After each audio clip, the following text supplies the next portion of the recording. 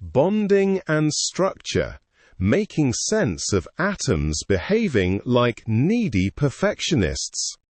Chemistry at this level is mostly about one thing: atoms desperately trying to feel complete.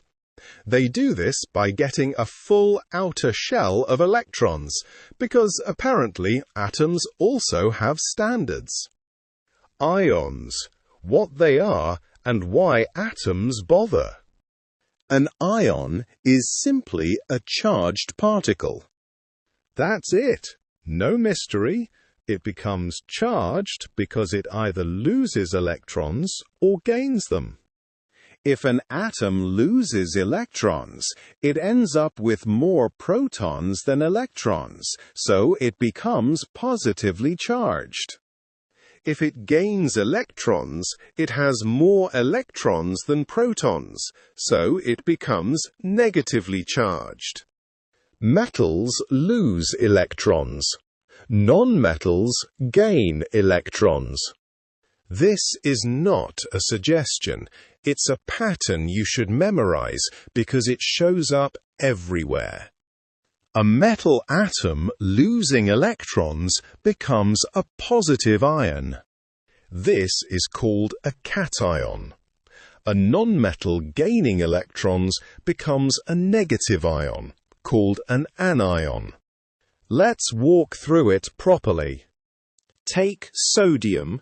A sodium atom has 11 protons and 11 electrons. That means its total charge is 0 because positive and negative cancel out. If sodium loses 1 electron, it now has 11 protons and 10 electrons. That leaves an extra positive charge, so it becomes a sodium ion with a charge of +1. Now take chlorine. A chlorine atom has 17 protons and 17 electrons, so again it is neutral. If it gains 1 electron, it now has 18 electrons, but still only 17 protons. That gives it a negative charge of -1. So the rule is simple. The number of electrons lost or gained equals the charge. Why atoms form ions? Atoms are not randomly throwing electrons around. They are trying to get a full outer shell like noble gases. Noble gases are stable because their outer shells are full. Other atoms copy this because stability is the ultimate goal. For example, potassium has an electronic structure of 2, 8, 8, 1. That last lonely electron is a problem. So potassium gets rid of it and becomes K+. Now it has 2, 8, 8, which matches a noble gas structure. Oxygen is the opposite. It has 2, 6. It needs 2 more electrons to fill its outer shell. So it gains 2 electrons and becomes O2-. Atoms either lose or gain electrons, depending on which option is easier. Metals usually have only 1 or 2 electrons in their outer shell, so losing them is easier.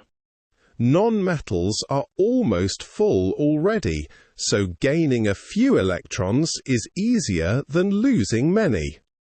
Using group numbers to predict ion charges.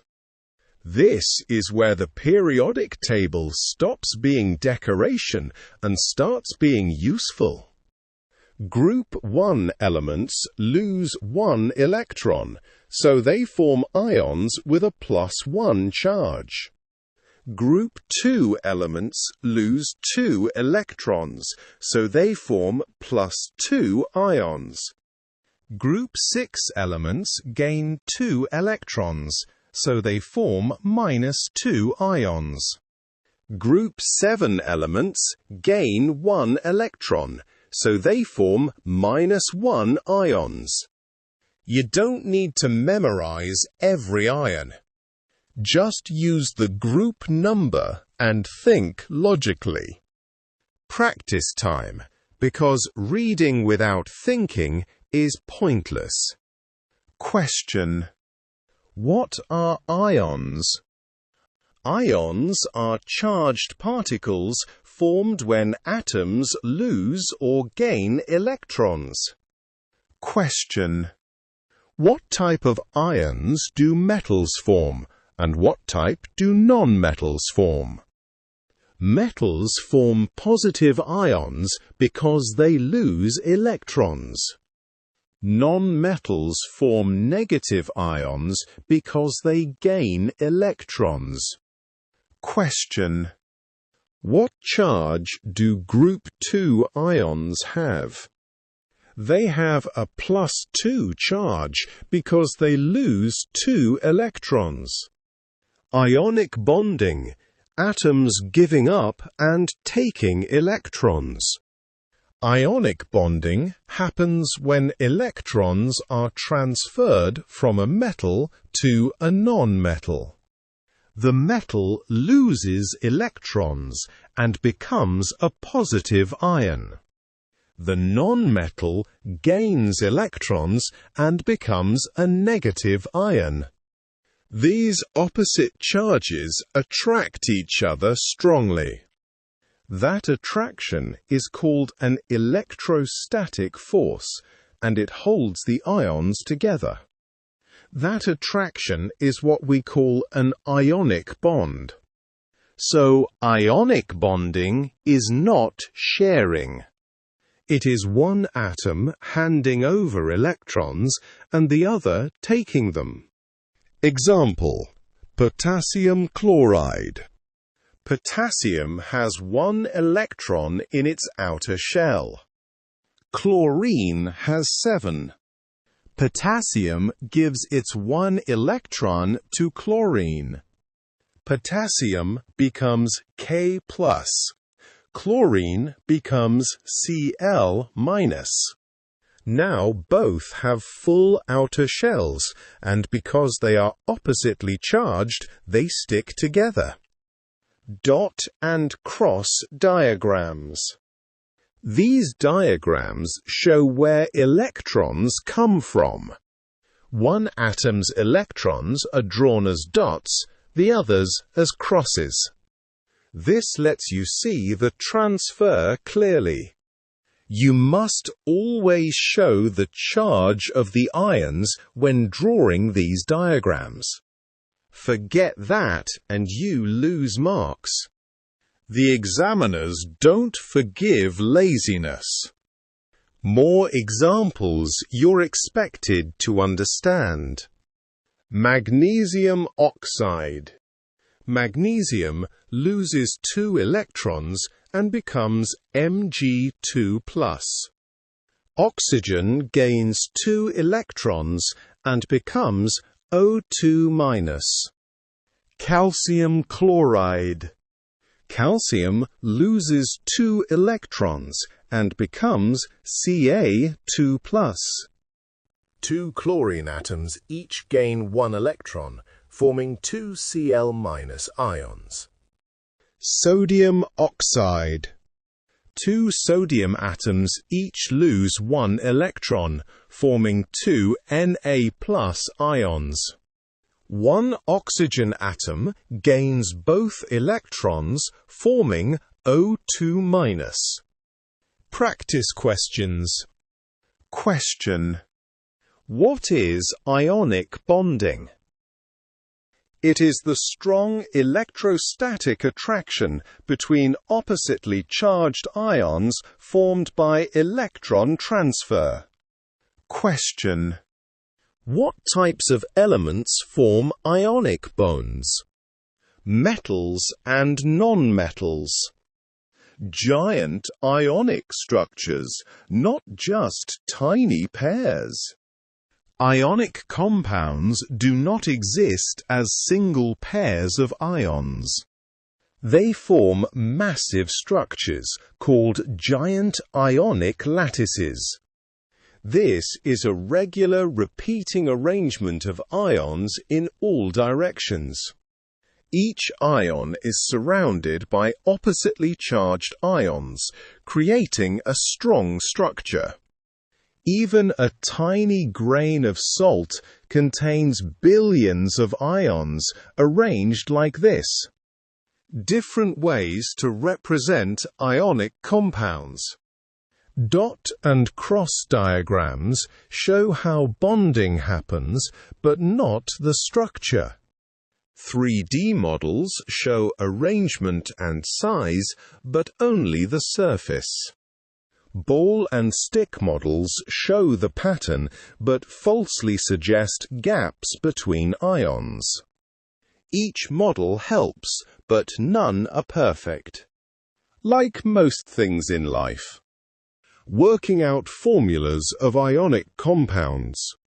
You need to balance charges so the overall compound is neutral. Sodium chloride. Na+ and Cl- balance 1 to 1, so the formula is sodium chloride. Potassium oxide. K+ and O2- means you need 2 potassium ions for every 1 oxide ion. So the formula is K2O. Always make sure total positive charge equals total negative charge. Properties of ionic compounds. They have high melting and boiling points because the forces between ions are very strong. Breaking those forces takes a lot of energy. They often dissolve in water because water molecules can pull the ions apart. They do not conduct electricity when solid because ions are fixed in place. But when melted or dissolved, the ions can move and carry charge, so they conduct electricity. Practice questions. Question: what structure do ionic compounds have? A giant ionic lattice. Question: why do ionic compounds have high melting points? Because strong electrostatic forces between ions require a lot of energy to break. Covalent bonding. Sharing instead of stealing. Now we move to atoms that don't want to lose or gain electrons completely. Instead, they share them. A covalent bond is formed when 2 atoms share a pair of electrons. This usually happens between non-metals. Both atoms get access to the shared electrons, helping them fill their outer shells. The bond is held together by attraction between the positive nuclei and the shared electrons. Single and double bonds. A single bond is 1 shared pair of electrons. A double bond is 2 shared pairs. For example, in oxygen gas, each oxygen atom shares 2 electrons with the other, forming a double bond. Ways to represent covalent bonds. Dot and cross diagrams show where electrons come from. Displayed formulas show bonds as lines between atoms. 3D models show the actual shape of molecules. Each one shows something useful, but none show everything. Finding molecular formulas.